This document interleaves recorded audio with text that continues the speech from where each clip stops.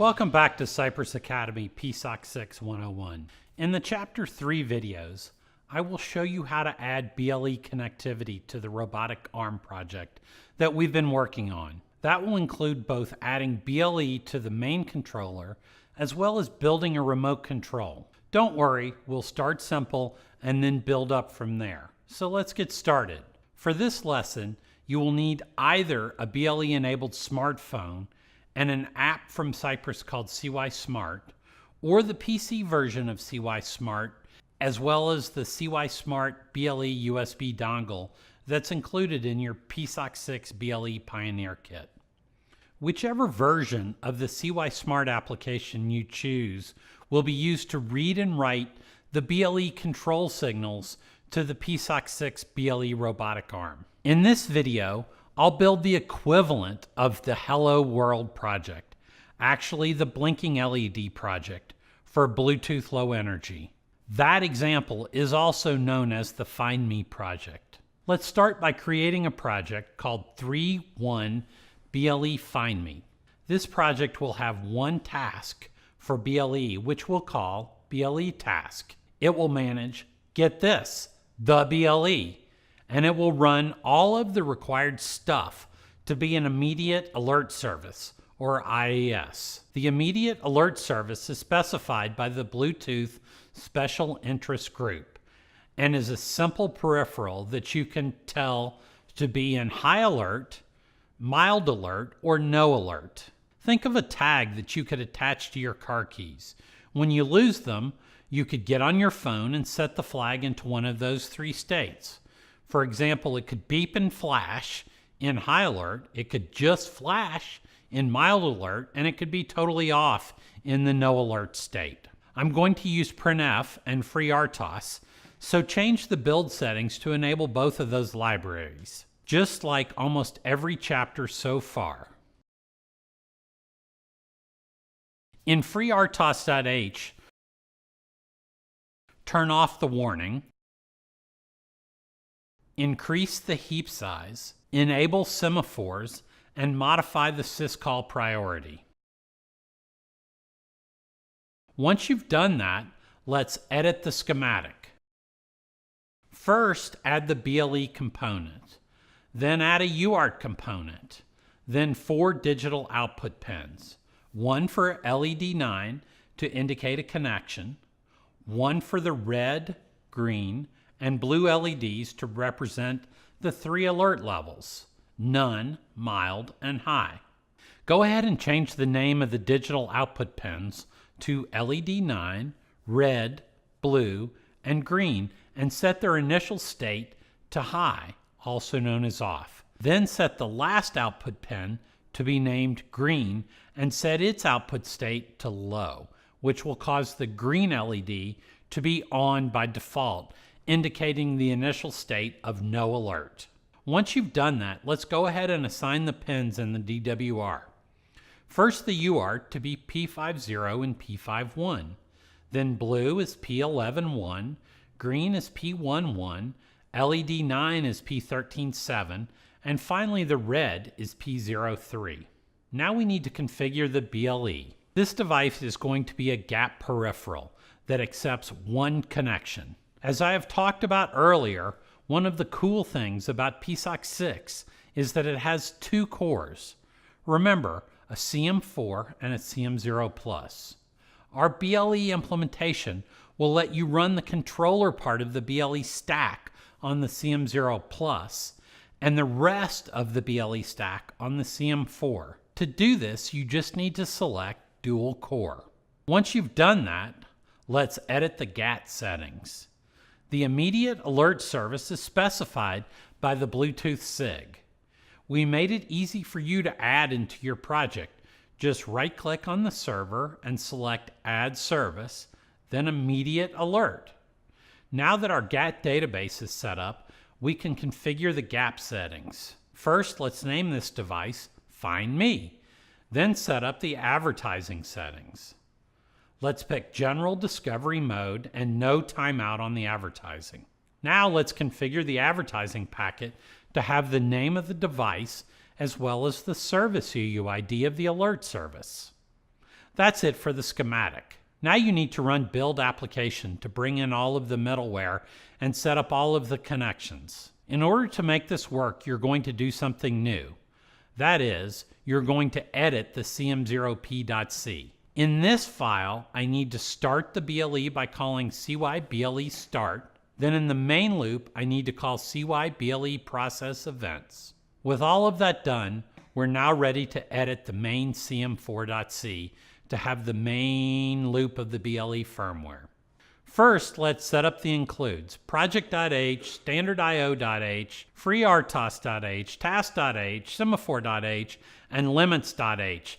The limits.h is included so I can get the uint max. The LEDs on the board are active low, so I'll set up macros for them. LED on is a 0 and LED off is a 1. Then we need a semaphore for the BLE interrupt called the Ble Semaphore. The way that our Bluetooth stack works is that you provide a function which can process events. We call these functions callbacks. When something happens that we think is interesting, we'll call your function with a parameter that will tell you what event occurred, and then in that function, you will need to do the right thing. For this project, we'll need to create 2 callbacks, one for handling the generic Bluetooth events and one for handling the immediate alert-specific events. First, let's tackle the generic event handler. I'll declare the callback function. It will return a void, meaning nothing. I'll call it generic event handler. That makes sense. The Bluetooth stack will pass it an event code, which is just a uint32, and it will give it a void pointer to an event parameter. All of these event handler functions look about the same. They're just a big switch statement that look at the different kinds of events that can occur in the system. For this example, there are only 3 events that we care about. When the stack turns on, when a device is connected, like your phone, and finally when a device is disconnected. First, when the stack turns on, also known as cyble event stack on. For this case, all I want to do is print out a message that the stack is turned on, and then I want to start advertising. When I call the start advertisement function, our device will start sending out the advertising packets over the radio. This will let other devices see that we're there, and it will tell them our name, and it will tell them that we have an immediate alert service. Remember earlier when we specified all of this information in the BLE customizer on the gap settings page. The next event is the device connected event. When that happens, I'll print out a message that we are connected and then turn on LED 9 to indicate that we have that connection. The last device of the generic event is the disconnect event. When that happens, I'll print out a disconnect message, turn off LED 9, and then tell the BLE to start advertising again. That's all for the generic events. The next function is the event handler for the immediate alert service. Just like the last handler, it returns a void, and I'll call it IS event handler. The BLE stack passes it an event code and an event parameter. First, I will declare a uint8 called the alert level that I'll use to temporarily hold the alert level. Then I will see what event has been sent to me. It turns out there's only one possible event, specifically cyble event IASS write characteristic. In other words, the only event that can occur is that the other side, the phone side, the Gap Central side, sent me a new value for the alert. I built this function so that if one day in the future there's a new event created, I can easily add the ability to handle that into this function. So I will call the get characteristic value function to find out what the value the phone sent me. I'll tell this function that I want the alert level, and I'll tell it to store it in the alert level variable, which is just 1 byte long. Once I know the alert level, I can decide what to do with it using a switch statement. There are 3 possible alert values: none, mild, and high. All I do is print out the message and then turn on the correct LED. Hey, that's pretty simple. The next step is to build an interrupt service routine. This function will be called every time you need to call the process events function. The problem is you don't want to call the process events function inside of an interrupt service routine. So what are you going to do? Simple. You're going to give a semaphore which will indicate to your main loop that it needs to call the process events function. Now let's look at the ISR. All it does is give the semaphore and possibly yield to a higher priority task. You could have skipped all of this ISR business and had the infinite loop repeatedly call the process events functions like we did in the CM0 Plus file.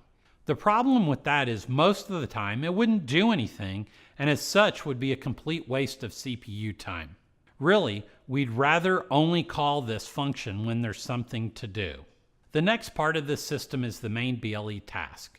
The task is responsible for initializing the BLE, registering the callbacks, and then running the right time and calling the process events function.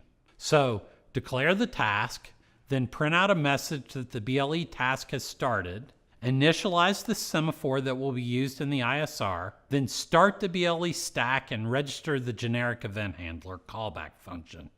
Now you need to get the stack started.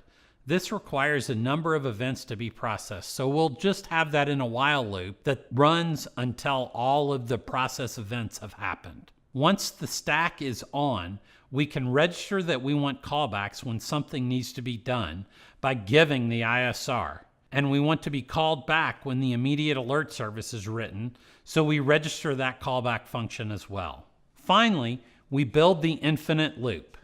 This loop will wait until the semaphore is set in the ISR, then it will process events. This is cool because the task will go to sleep until there's something that needs to be done. That's it for the BLE task. The last part of the firmware is the main function. All that needs to happen here is we need to initialize the UART, create the BLE task, and start the RTOS scheduler.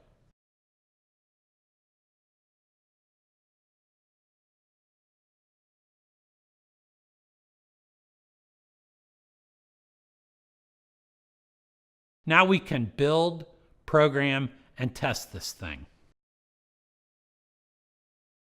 Now you can start CY Smart on your phone. Pull down to refresh the list of devices. Where I'm standing right now, I can see a bunch of different Bluetooth devices, but the one I'm interested in is called Find Me. Remember, we gave that name in the gap settings in the Bluetooth customizers. When I click on Find Me, you see that LED 9 turns on, indicating that we have a BLE connection. That's good. Now I can swipe over to the Find Me profile in CY Smart. And when I click on that, it gives me the option of setting mild alert. Hey, look, the LED is blue. That's good. Then high alert. And yes, the red LED turns on. And if I go back to no alert, it goes back to green. All right, all that seems to work. Finally, I click back to disconnect, and as soon as I do, LED 9 turns off, indicating that I no longer have a Bluetooth connection. That's it. In the next video, I'm going to show you how to build a custom BLE service for CapSense that we will then integrate into our main controller for the robot. As always, you can post your comments and your questions and your suggestions in the PSoC 6 community, or you're welcome to email me at alan_hawes@cypress.com or tweet me at AskIoTExpert. Thank you.